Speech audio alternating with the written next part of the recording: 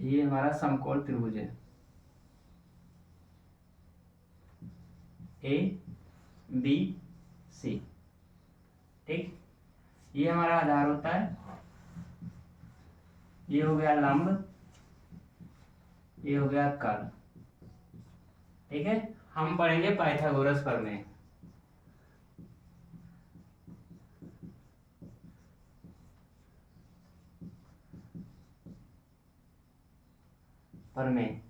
Pythagoras प्रमेय में क्या होता है कि यहाँ पे हमारे तीन भुजाएं होती हैं, जिसमें एक भुजा हमारा कर्ण है जो आधार और लंब के योग के बराबर होता है। मतलब कर्ण का वर्ग हमारे आधार का वर्ग और लंब के वर्ग के योग के बराबर होता है। जैसे कर्ण हमारा यहाँ पे क्या है, कर्ण इक्वल टू AC, और आधार क्या है A। यहाँ पे हम लिखते हैं आधार, आधार बराबर क्या है AB, और लंब क्या है, यानी कि लंब बराबर BC।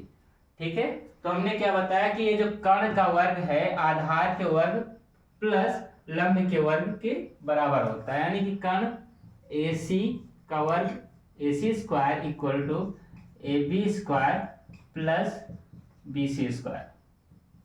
ठीक, ये हमारा कर्ण का वर्ग है, किसके बराबर है, आधार के वर्ग प्लस लंब के वर्ग, यानी कि आधार के वर्ग और लंब के वर्ग के योग के बराबर होता है। अगर हमें केवल कर्ण निकालना है तो AC बराबर क्या होगा, जब हम यहाँ से स्क्वायर हटाते तो यहाँ पे स्क्वायर रूट लग जाता है। ठीक, अंडर रूट लग जाएगा AB square plus BC square. ठीक, अगर मैं इसको समीकरण 1 मान लूं, फिर हम यहाँ से बोले कि हमें आधार निकालना है, तो आधार कैसे निकालेंगे, तो जब हम AB स्क्वायर इसी तरफ लिखा रहने देंगे और BC स्क्वायर को इस तरफ लाएंगे, तो AC square minus BC square बराबर AB स्क्वायर। ठीक है, यहाँ पे आधार का वर्ग किसके बराबर है, जब हम कर्ण के वर्ग में से लंब के वर्ग को घटाएंगे तो आधार के वर्ग के बराबर होगा। और केवल अगर हमें आधार निकालना है तो एक बार हम इसको इधर ही लिख लेते हैं, AB बराबर, जब इसका रूट हटाएंगे, स्क्वायर रूट हटाएंगे, तो यहाँ AC square minus BC square under root लग जाएगा। ठीक है, ठीक उसी प्रकार जब हमने आधार निकाला, कर्ण निकाला, आप क्या निकालेंगे, लंब। जब लंब निकालेंगे तो BC स्क्वायर बराबर, अब ये AB स्क्वायर इधर आएगा तो कर्ण में से घटा देंगे,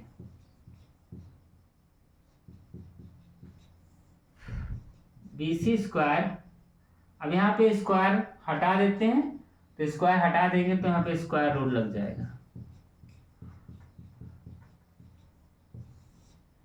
ठीक है, ये हमारा पाइथागोरस के प्रमेय है, जिससे हम तीन चीजें ज्ञात करते हैं। पहला, कर्ण, अगर कर्ण निकालना है तो आधार के वर्ग और लंब के वर्ग के योग के बराबर होता है, और अगर हमें आधार निकालना है तो कर्ण के योग में से कर्ण के वर्ग में से लंब के वर्ग को घटा देते हैं। ठीक उसी प्रकार अगर लंब निकालना है तो कर्ण के वर्ग में से आधार के वर्ग को घटा देते हैं। ठीक,